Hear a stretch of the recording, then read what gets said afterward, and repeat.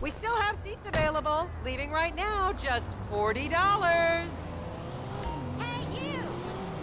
Hey, Big Mama, how y'all doing? Tickets for the most shameless tour in Vinewood. Get them right here. Big Mama, that's the first place we win. As I am contractually obliged to say, buckle up, everyone.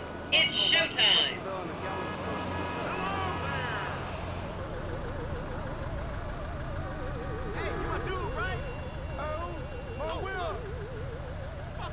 Vinewood is often referred to as the anal bleaching capital of the world. This is super cool.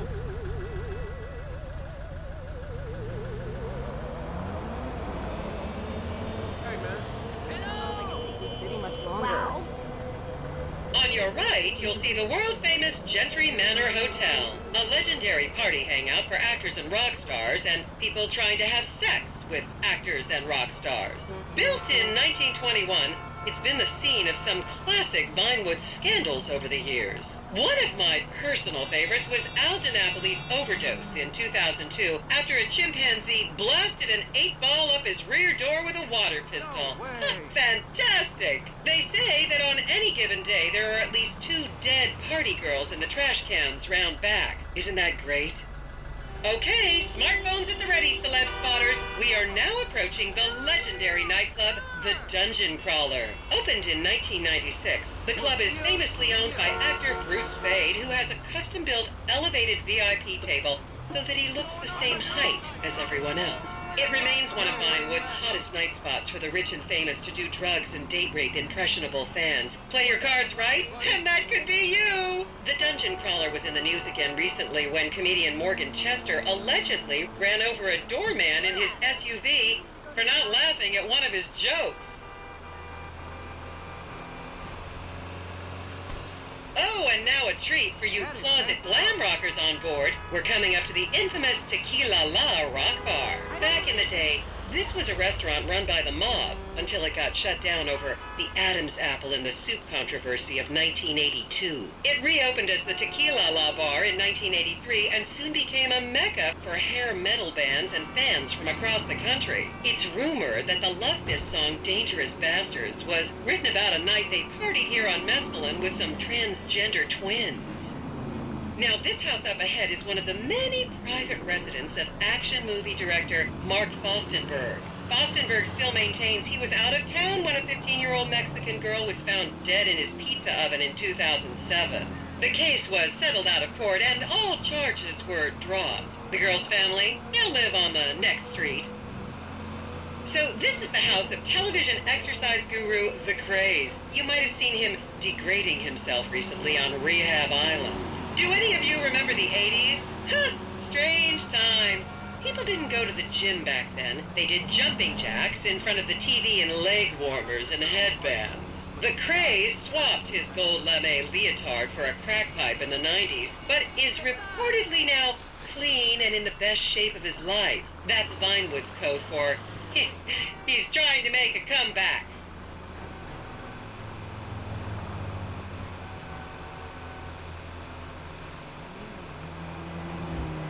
This is the home of celebrity wild child Martha Turn.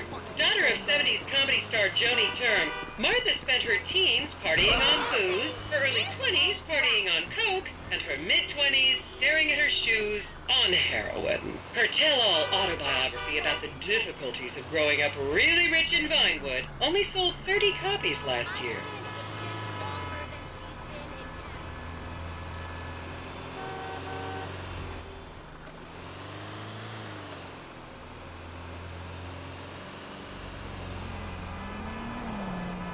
Take a picture and put it on Bleeder.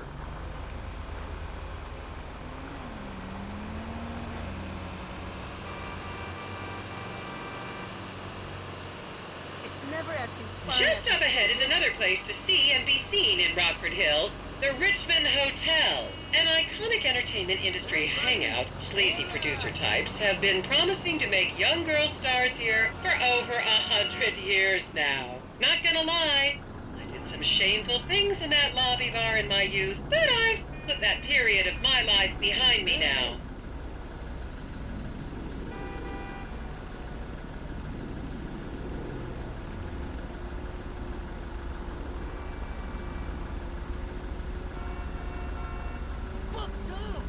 should remind you this is a no-smoking bus. Unless, of course, it's medical marijuana, then you're all right.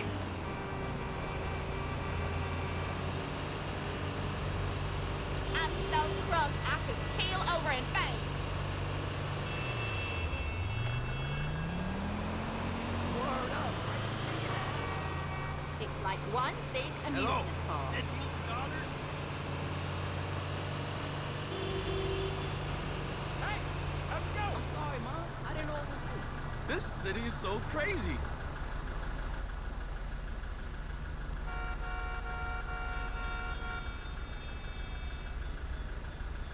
I was a member of the jury in the 1991 movie Last Will and Testament. They cut my line.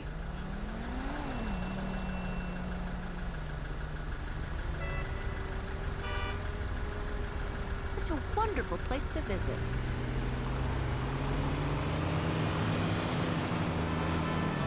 Totally heard about that. Okay.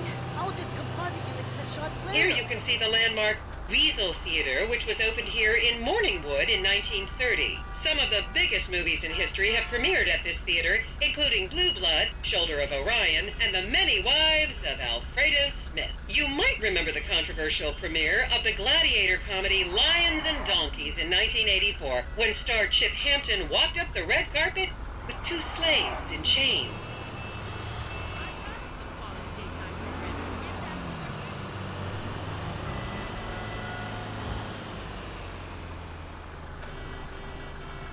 You owe me $20.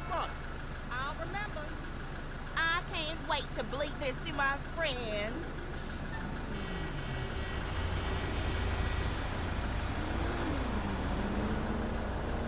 Is everyone having fun?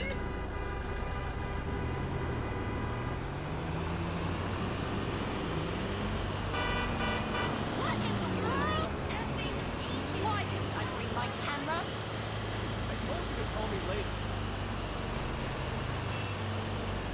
Hey, darling, I ain't seen you in forever. That looks so much smaller in real life. Oh, you're too much. Yeah, I know. Get a picture. Get a picture. And now to our left, ladies and gentlemen, is the famous Richards Majestic Studios. The product placement for classics like Nelson and Naples and Rum Runner, and the not-so-classics like Vinewood Zombie and Shoulder of Orion 2 was shoehorned into the final edits right behind those very gates. Everyone has a favorite Solomon Richards movie. An American Divorce really helped me through a difficult time when I was bankrupting my first husband. Oh, come on, don't people in the Midwest watch movies? You must have seen Defender of the Faith. No? Wow, tough crowd.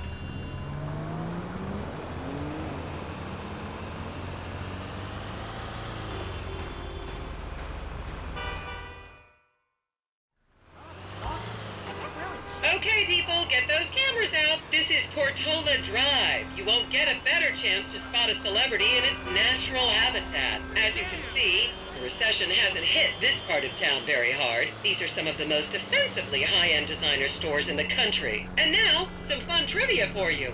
There have been a number of movies shot on Portola Drive, mostly awful ones about rich idiots, including the blockbuster 2005 romantic comedy, Shoe Whore. It's credited with sending women's rights back 50 years. The store we're passing now is where British star Charlotte Crown was caught on film in the changing room, eating and purging the same burrito over and over again, just like a dog.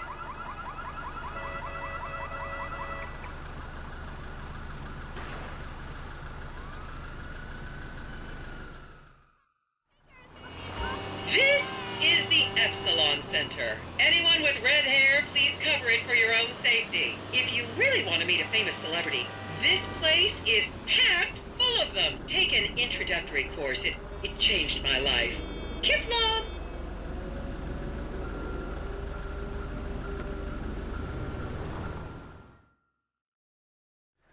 Hey, let's meet up next week. Don't get me started.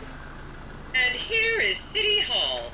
This is where the mayor's office is, if any of you care. You might recognize this building from the 20-minute final dogfight to save Earth in the movie Invasion Los Santos.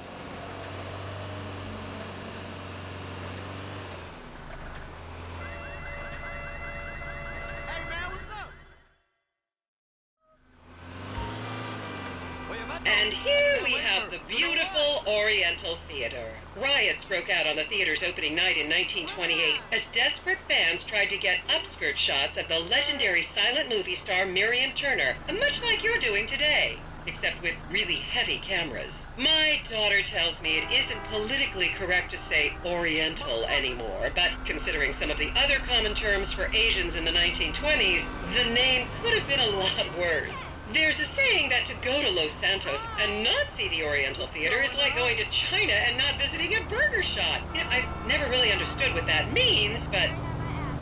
And here we are, back on the strip.